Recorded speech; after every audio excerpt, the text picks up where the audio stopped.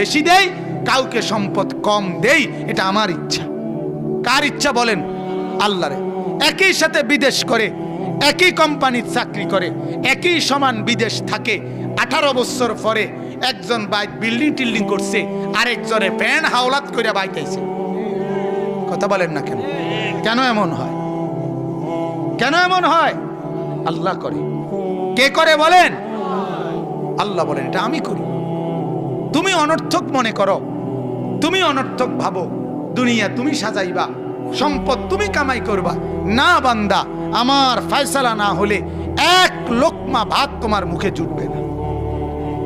তুমি দেখো না কত মানুষ ভাতের থালায় ভাত নিয়েও এরপরও ভাত মেলে নাই, ভাত থালা সামনে রাইখে দৌড় দিয়ে কোনো কারণে চলে গেছে, আর ওই ভাত খাইতে পারে নাই।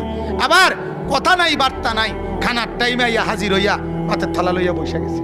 ঠিক কিনা বলে? আল্লাহ